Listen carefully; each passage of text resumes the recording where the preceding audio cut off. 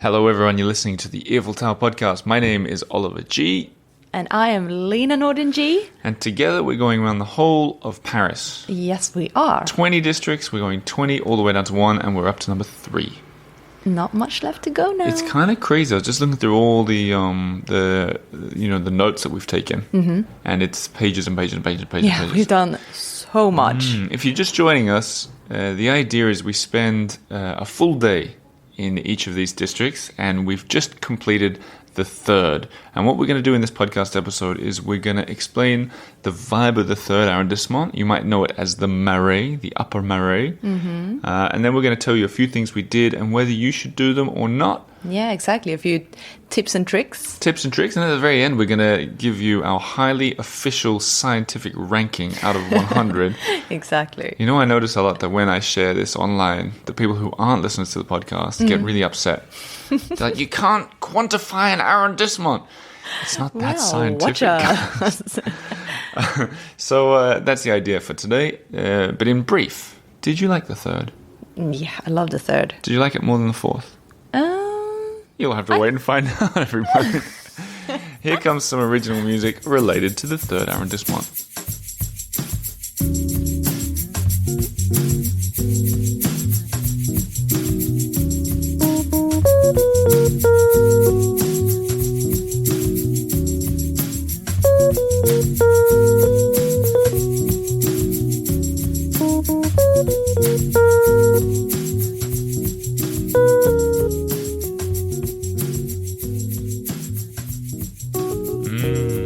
That was from the talented fingers of Pres Maxson.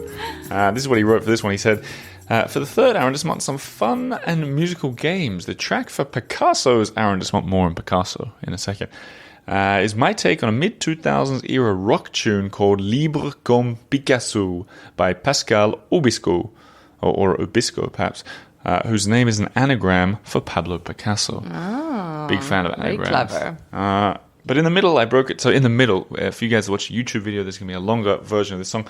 In the middle, I broke it down into a little section for arpeggiated triads.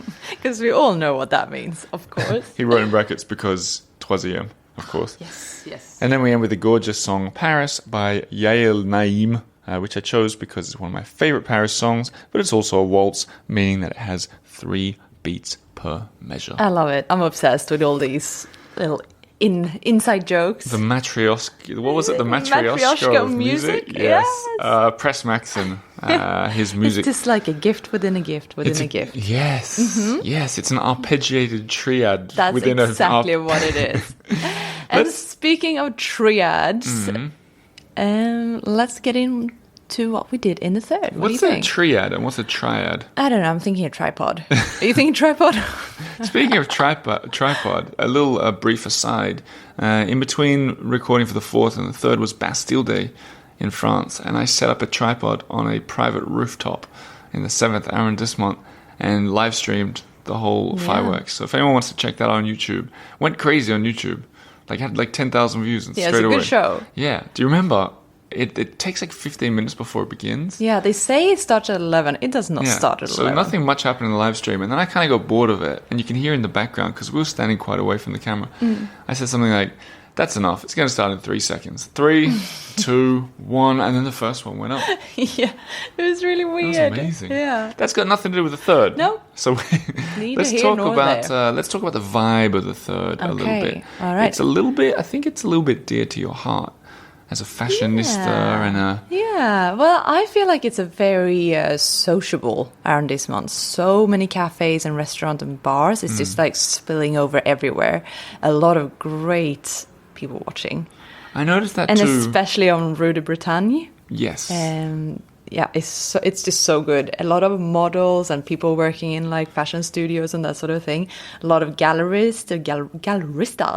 Galleristas and the fashionistas meet in an explosion of culture. It's just so good. To paint a picture for the people who aren't really familiar with sort of geographically. So these districts start in the top right corner of this big circle of Paris and spiral anti-clockwise in. So the lower number of district, the more central you are. So when we're in the third, we're pretty much central Paris. Yeah. And I'm looking at the map. The third is a really, I look at it, it's a really weird shape.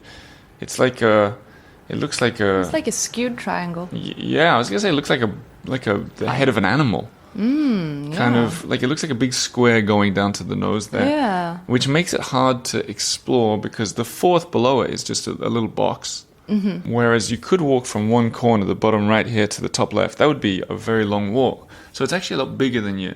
I say very long, maybe what? Yeah, I mean, it's still quite a small arrondissement. But, for sure. But yeah. For sure. But it's an unusual shape. This was a hard one for us to do because, like, we've been there an awful lot. We know so many of the places and the restaurants and the bars. And to pick what to do during a heat wave... Yeah, I was going to say that too. We're in a heat wave right now, and it was very hot on this day.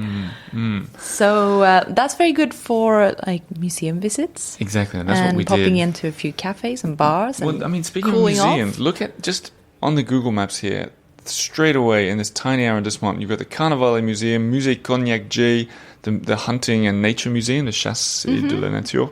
I do like that one. Oh, yeah. There's a Picasso Museum, the Musée des Arts et Métiers. There's lots, too many for a one-day visit. So this is the kind of place you want to be based if you want to have loads of things to do on your doorstep. I haven't even mentioned the museum, the Archives Museum. So there's lots we've got to get through. We'll recommend a lot of things to do in the sort of next bit of this podcast. But the cafe culture is something we should focus on a little bit. Yeah, what do you think about it? I think when I think of all the other districts that we went to, I don't think anything compares to the third. Yeah. For just the sheer number of places to sit and have either. There are so many options. There are not really many like dud streets. You know, it's just very packed. Whereas in some of the other districts we've been to, like the 7th or the 16th. It's beautiful and it's big and you have some great highlights, but there are also like quite a lot of true. Nothing streets. If you were to walk from the nearest cafe we live in the 7th, the nearest cafe to us to the next nearest good cafe is maybe, let's say, 8 minutes walk or something. And then to the next one, another 5 minutes walk. Whereas in the third arrondissement, it feels like there's 2 decent cafes on every street. Oh yeah, it's very condensed. And even one bad coffee shop. You know, like a French one where they just serve like quick espresso, get in, get out. Ricard. Same with the bistros. Yeah. Like just typical French food, new restaurants, very trendy. Yeah. I think this is the new Marais, whereas last week in the 4th is the old Marais. Yeah, so this is the North Marais. The Haut Marais, the Upper Marais. Exactly. I think it's going to score pretty well because it ticked a lot of the boxes. Did you think it was like good for tourists? Oh, you kidding? Do you think it's a good place to live? Yes. To stay? Yeah, for tourists. Yeah, definitely. Me too. Definitely. And expensive? Yeah. I mean, you can get away with, you know, having a cheapish night if you want, or day. But yeah, of course. The only thing that was missing from this one that we've had for the past, like, 4 or 5 arrondissements, it wasn't on the Seine. It's inland, so it's missing that kind of big fresh feature. breeze. And even at the time of our visit, the only real decent-sized park is under like complete renovation. Yeah, that was a bit annoying. of a downer. But we can't take points off it from that. Let's go through some of the things that we did because we really packed a lot into this one. Yeah. Are you ready? I am.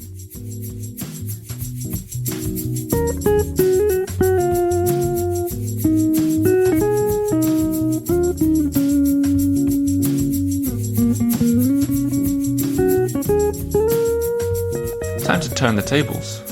All right. You were the host. Okay, I'm excited.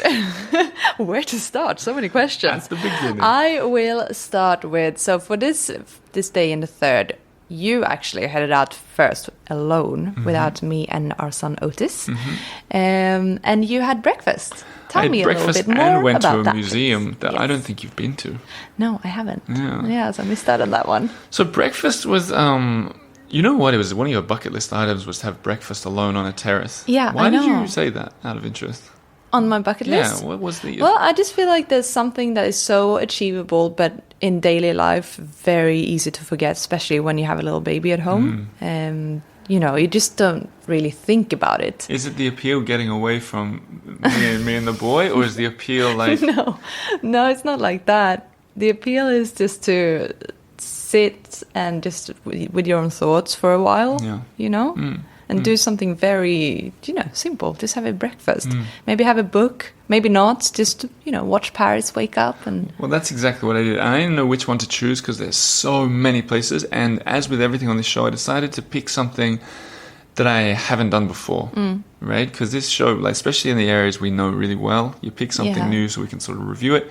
And a listener to the show, I'm sure she's listening right now, Kasia Dietz, she lives in the district, and she said, I've got tips for you coming to my neighborhood. A few people did, actually, but she recommended 46th and 3rd. I never heard of it. It sounds like it might be named after a street in Manhattan, I bet. It does. 46th and 3rd. Is that how it works? 46th and 3rd. I think so. But don't you do 40... there's New Yorkers listening going, I know. no! I know, they got it. But isn't it all numbers going, like, sideways, and then the streets all have names the other way? So it's like 46th and Broadway or something like that? I don't know. I'm sure there's both. Yeah. Or maybe we're way 46th off. and 3rd arrondissement. Maybe it's that. Ah. You can tell we haven't done our research. But it's about the cafe. And this cafe, it's on a pretty cool street, which sort of gives you a bit of a taste of this district as well. Turbigo. Rue Turbigo. Yeah. Or Turbigo, perhaps you Busy? pronounce it. Well, it used to be really busy. I used to cycle that road to get home when I first moved to Paris, and it was almost a highway. Yeah. But now they've made it... It was like every hour was the witching hour for traffic. Yeah. Yeah. Which was fun to cycle along in those days when I was young and wild. And reckless. Yeah, but now it's majority bike lanes, at least half, right? And so when I went to this cafe, I saw it was right by the bike lane. The cafe interior, it wasn't anything that blew me away or whatever. Staff super friendly, but I sat out the front, and it felt like I was right in the thick of it because everyone was going to work on their bicycles. Felt like I was in Amsterdam or something. I just got a flat white and an avocado kind of toast. Oh, you know what? What? The avocado toast had popcorn. No. On it on What? the side. Yeah, I didn't talk to you about And? this. It was cool, yeah. Different. Did it work? It worked, yeah. Wow. That's the 3rd arrondissement, baby. There's all kinds of things happening. So that place was good. Check it out for sure. Just little small tables on the side, just looking out over everything. Okay, really nice. cool. And then I went past my old favorite, Angel of Turbigo, which has been in my Paris guide, PDF guide since the beginning. It's like a sort of hidden, it's a caryatide, sort of near that Arts and Métiers Museum with the Statue of Liberty, so we didn't make it into this time. It's like this huge sort of sculpture on the wall, I the guess. kind of thing everyone misses. Yeah. But I know a lot of people like, especially those who like angels. And a shout out to Corinne, regular listener, long-time listener, who this is like her home away from home, this area. So she'll be listening now going, yes, yes! And this is the bit that you don't know about. Yeah. The museum I chose to pop into by myself is the Archives Museum. Now, I know what you're thinking, and I know what people at home are thinking. And I know what some Americans I met recently are thinking. Boring. Well, I mean, to be fair, it does sound boring. It does, doesn't it? Yeah, the archives. Ugh. But let me paint a Dusty. picture for you to... I kind of don't want to ruin this because I think it's so brilliant that it's so quiet, but it needs to be seen, I think. First, have you seen the latest Mission Impossible movie? Yes. Okay, so I think. Tom Cruise goes to visit the baddies in Paris. I think it's like KGB or Russians or Oh, I something. was thinking about Top Gun. And I just lied because I haven't seen it. So Never mind. The new Mission Impossible, or the latest, is probably 5 years old now, Yeah. but it's set in Paris, and he runs around Paris a lot. And the bad guy's headquarters are in the archives, so he walks straight across the courtyard. I and have goes to up the steps. rewatch this. Yeah, I think it was a pretty good one, at least for the Paris scenes. And this archive museum, you go in, it's free to enter. Great, fantastic courtyard. Like probably the best courtyard for a museum in Europe. Whoa, that's a big call. Amazing. I don't know, I Wow. already Okay. regret that. Do you stand by this? Also a secret garden. So it's got the secret garden. Yeah. No one knows about this, except people who've been on an Eiffel Tower walking tour of the Marais. Sponsored by the walking tours. Get in touch. No, but I've been showing people in here for years, especially because of the secret garden, free entry to the museum. But what I say to people when I go in, I was like, archives, kind of boring, but you want to see these opulent rooms. It's like Versailles in the center of Paris. No one ever goes in, totally quiet. But the other day, when I went in there, for the first time, I went upstairs and explored up these grand, And it's amazing just free to staircases. walk around? Yeah, free. Yeah. And what's upstairs is a real treasure. Firstly, the rooms are amazing, but secondly, the archives, we're thinking boring archives. This is like Napoleon's handwritten last will and testament. Marie Antoinette's last letter of whatever it was. Really? And they're, like, you see the right next to each other. Yeah. Oh, wow. And you're like, whoa, this stuff is really cool. Oh, really now cool. I really want to go. Yeah, and it's free. Bring me to the archives, baby. That's the third arrondissement for you, baby. So that was really cool. And then that was it. Went back home. The other thing, though, when you're going in and when you're leaving that big courtyard, you get this great view over the rooftops of the Marais. This higgledy-piggledy zinc so rooftops. Iconic. And it's a shame because there's so many other museums that I wanted to go to, but we managed 3. And I think that's pretty good going. yeah. Well, let's get on to what else we did. The All other right. museums. We went in first and we met Augusta, the photographer. And we did a big walk. And that's where we sort of really realized the cafe culture. Yeah, it just kind of hit us. Were there any... I mean, I've got up the list of everything that we did. Fringe coffee shop was pretty cool. Mm-hmm. Yeah, you just popped in there. I've always been a fan of it because they had a crack on the glass out the front. Yeah. And for years they'd written... there is a crack in everything. That's how the light gets in. And you guys at home who know... Cohen fans. Yeah, I wasn't going to say it, but well, no. Oh. I was going to say The those who secret's know... out. Because even on their window, they didn't write who it was from. So it's like, if you know, you know. If you know, you know. Oh, Or if... very Well, cool. some people might not know who Cohen is either. Oh, yeah. So if Talking you- about Leonard. Oh, well, you're giving it all away. Leonard Cohen quote on the front window is always a win in my books. We also went into Wild on the Moon because it was so hot. Yeah, we need to rehydrate. They're going to a lose. lot. The district's going to lose points just because of Wild on the Moon. Just 'cause- because well, they are wildly over the moon priced, overpriced. no, I mean it's unfair. It was cool, but it was It's like all a nice. juice was €10. Yeah, it's like the ultimate hipster. I want to pay, half a day's salary on Yeah, the juice. half a day. I salary. don't know. It depends what you do, I guess. Juice for €10 though. That's a new one. Yeah. That is a new one. That's- And I've got that's an a new apology to make. Oh. I've got an apology to make to the listeners, except for the eagle-eyed ones who noticed this. Last week we talked about the Carrette Oh, yeah. place Place de where they had Vosges. expensive Coca-Colas. Turns out that's in the 3rd arrondissement. Oh. Ba-bow. Oops. Yeah, What? so that's the first time What's we've the been Place wrong. de Vosges is like divided? That's right. The north side of it is in the 3rd arrondissement.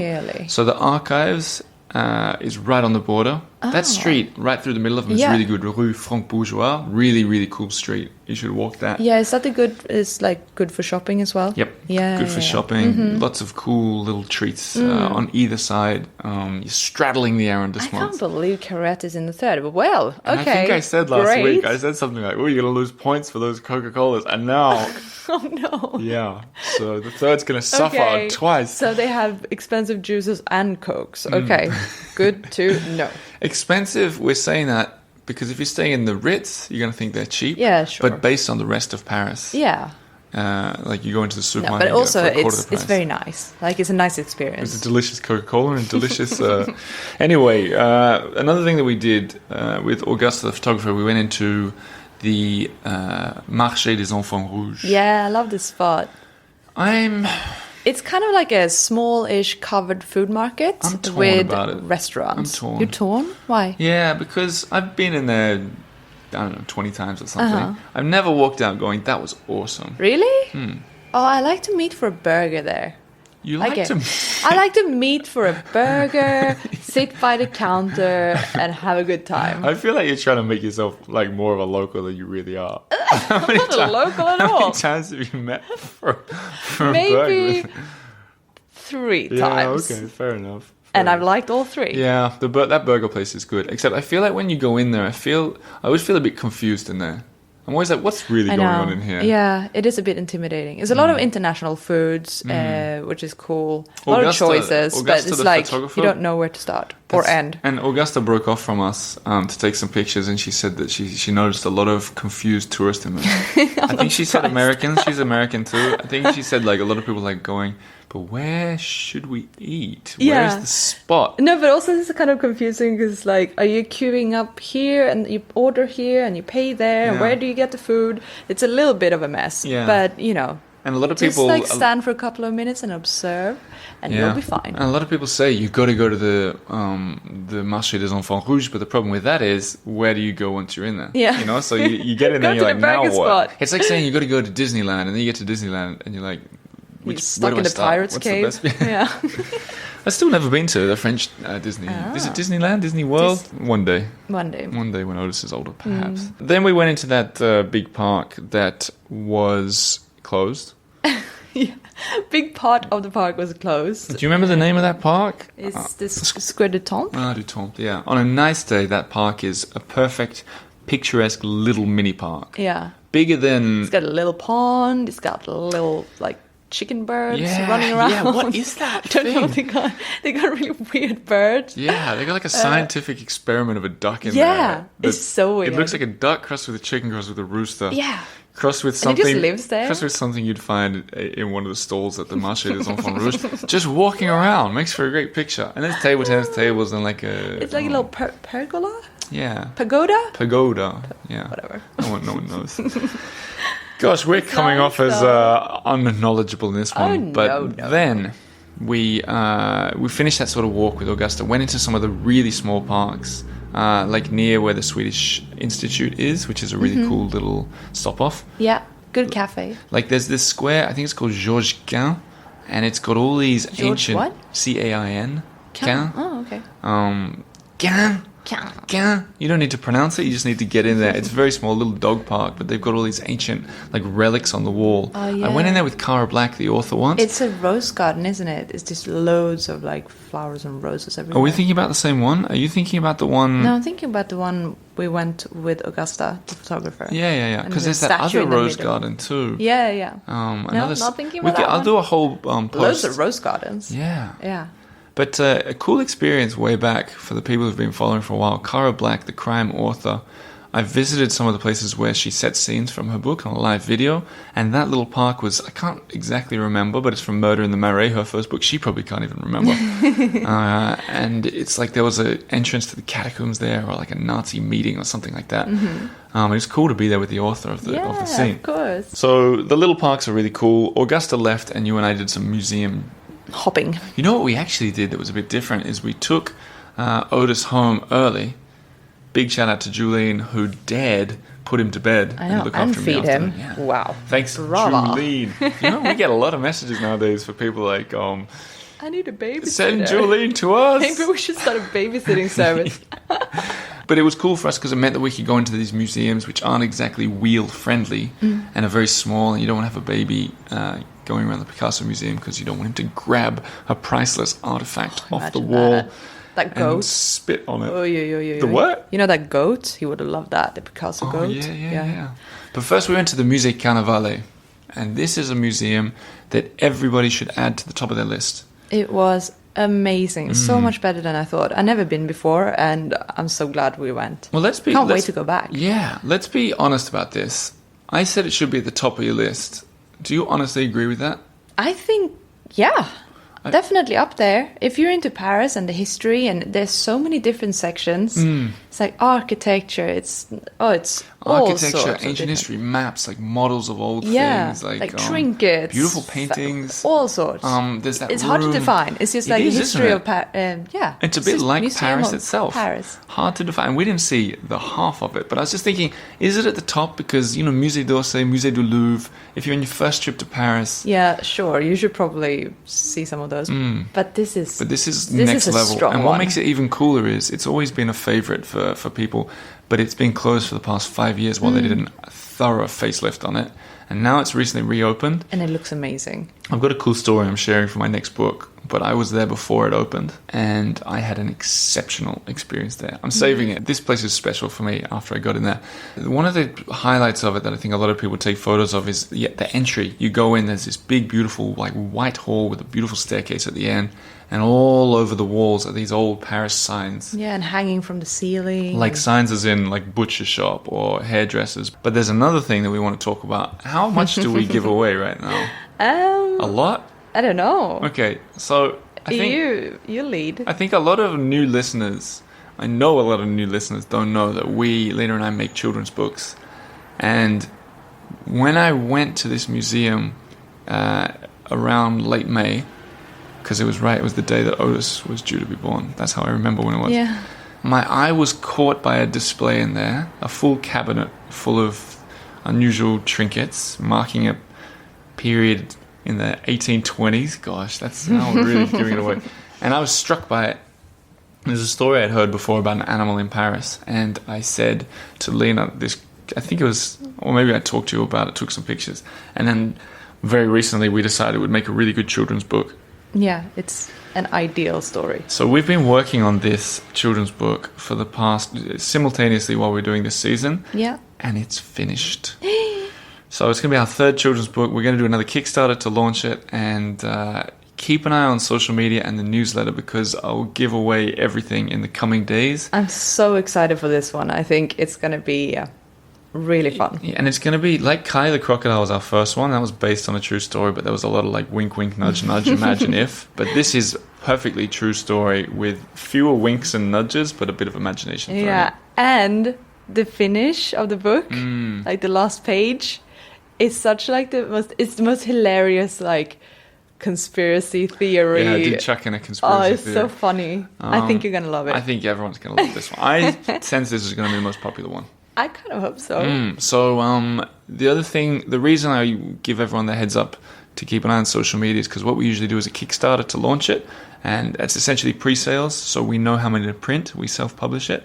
So if only 10 people want it, we will print 20 copies of it. So we have 10 extra. Yeah.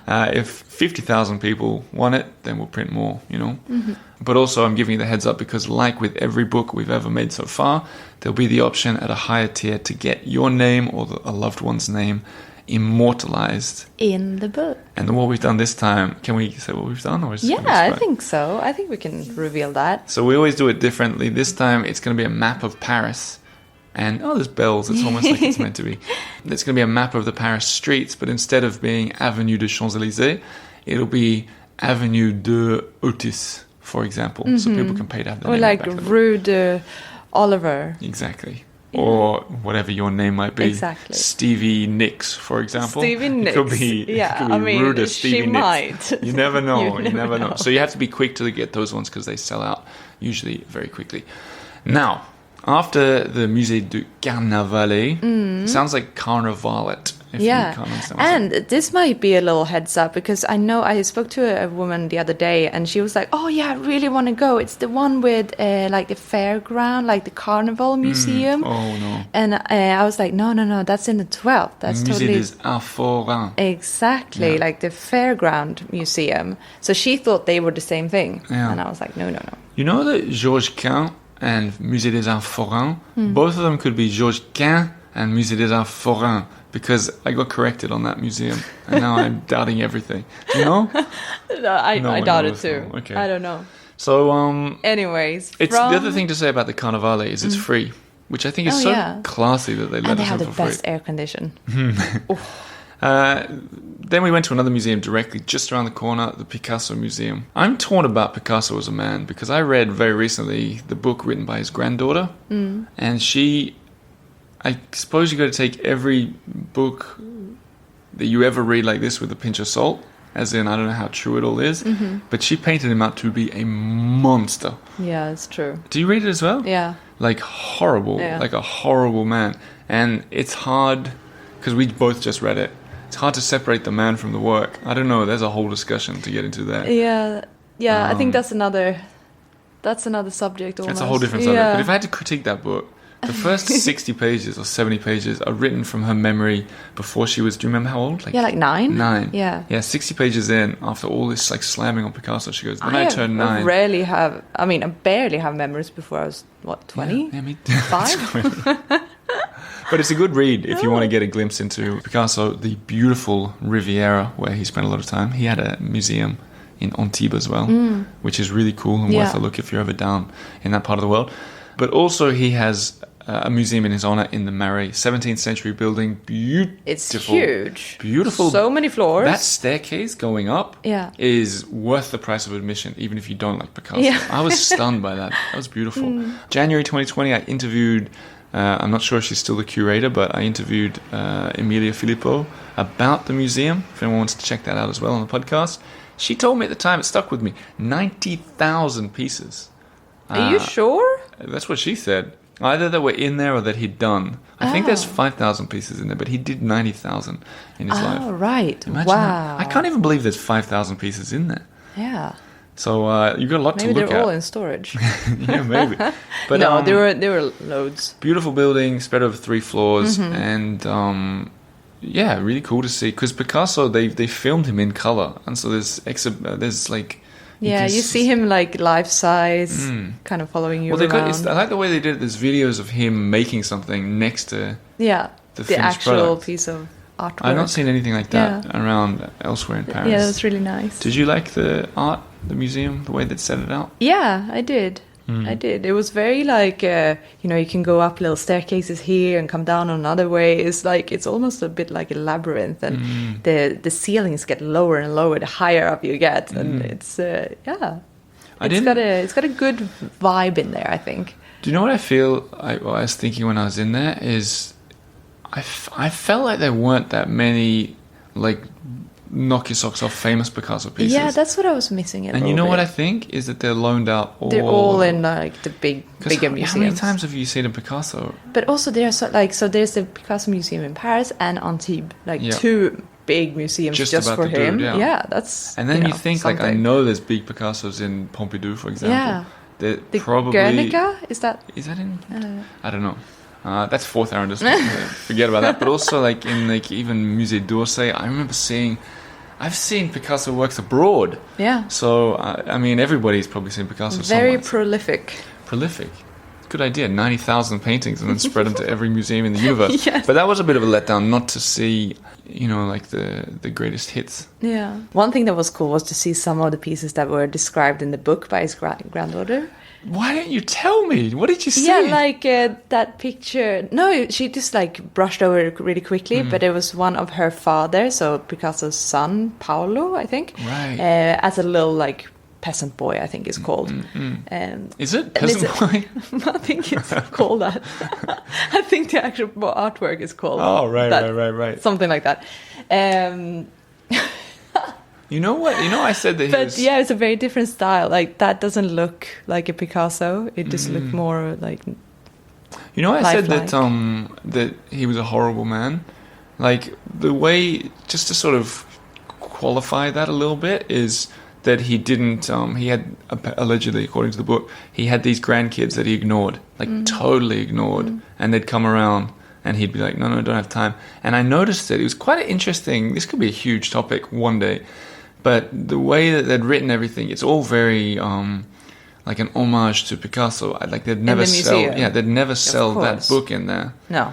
Which is interesting because it's part of the picture, it's part of the story, but it's so negative. But like I remember reading one thing on the wall that said his last wife kept everyone away when he was working. But in the book that I read, they described that same scene from the opposite way. Like she was this horrible gatekeeper that wouldn't let anyone in. Whereas in the book, she welcomed the guests when Picasso wasn't able to.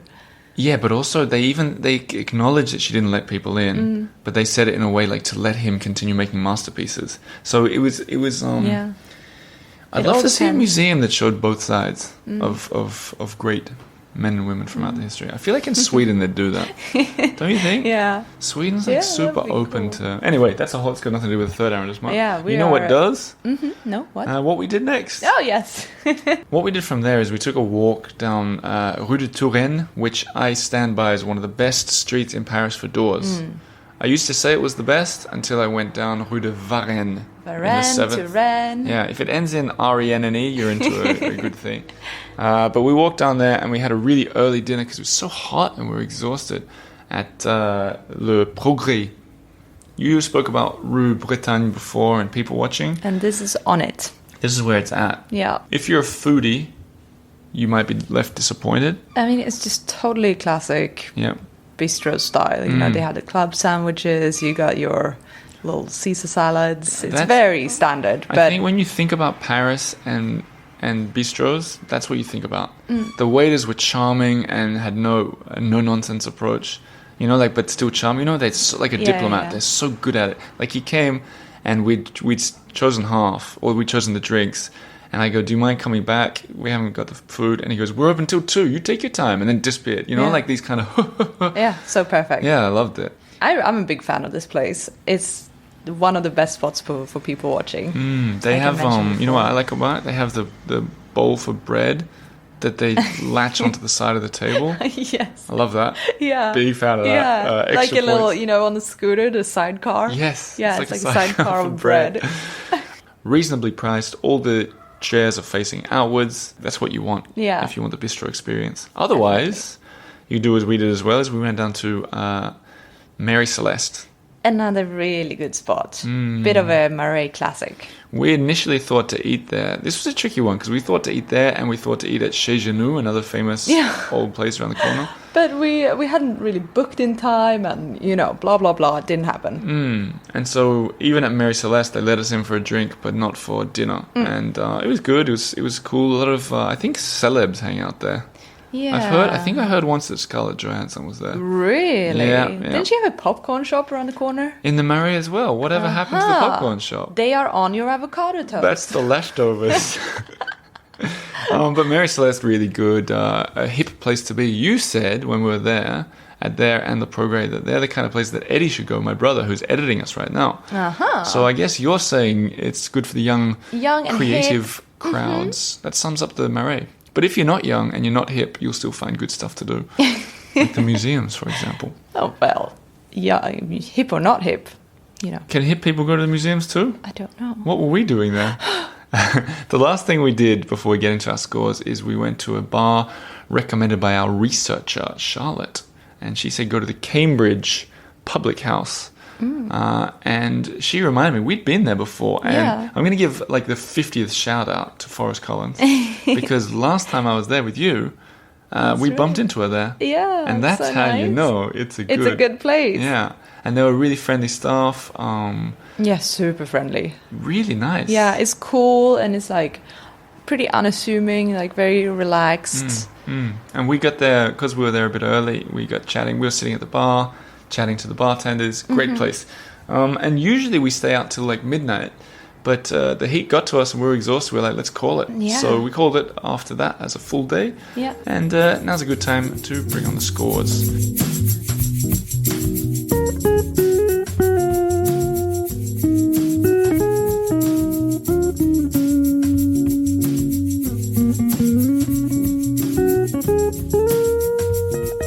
The Eiffel Tower countdown scores are brought to you by the sponsor of this show. Who? The Patreon supporters. Ah. Welcome to the new patrons who've been jumping on board, and thank you to the people who've been here forever. It's thanks to the patrons. I recommend you jump in at $10 a month if you find this stuff informative, educational, and useful. And entertaining. Hopefully. And join in with the other patrons. Help us grow our team. Patreon. I say Patreon and Patreon. How about that? Yeah. All over the shop. Patreon.com/the Eiffel Tower. Have I ever mentioned on the show I'm an ambassador of Patreon for Europe? I don't think I've said it. I'm not sure. You might have touched on it. I shared it on social media, but they got in contact and they're like, we like what you do. You've got a good program. Can you be an ambassador and, help us So cool. with this, that, and the other? So there you go. It's an officially... Yeah, and they send you some... they sent you like a box of seeds for herbs. Yeah. So, I think you're a there's- gardener now, too. I think there's some symbolism in that. Growth and... of course. And community. Yes. Anyway, here's the scores. We've got 5 topics. We're ranking out of 10. And if Lena and I disagree, we'll discuss it. Otherwise, you've got an idea of how it ranks. It starts with strollability. Yeah. And I'm just looking at my the scores for last week, the 4th arrondissement, and they are crazy high. And I don't really know if I can top that. Okay, yeah, me neither. So, strollability, I put a 10. I put 9. You put a 9. Yeah. Why? Yeah, there's 9 and 10's the same. What was, yeah. Well, What did you put last week? 10, I think. Yeah.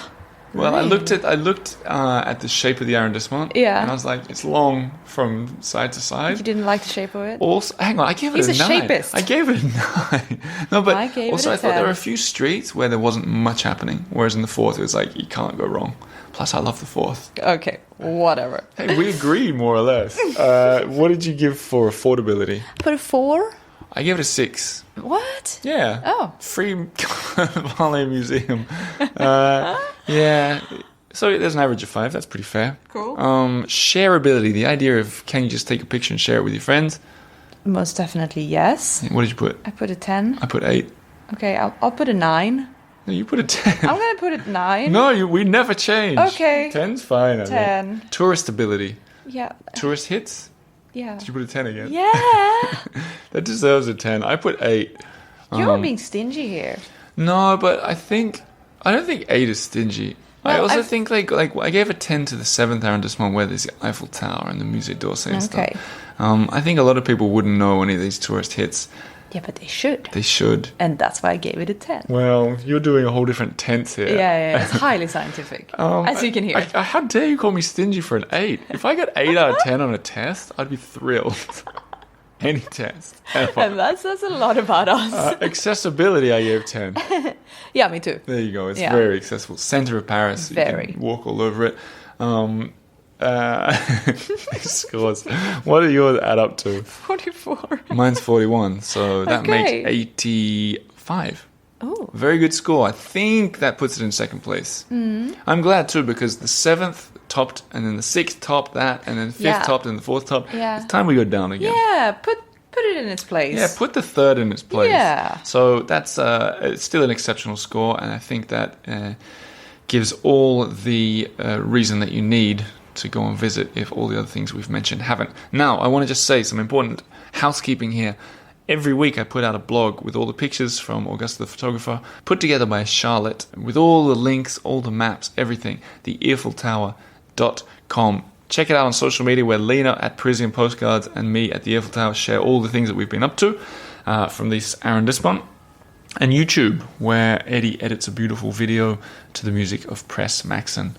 Thanks to all the patrons who make this possible and essentially hire all those people whose names I've just mentioned. Thanks very much, like from the bottom of my heart. You're keeping this thing rolling. And Lena, any last words?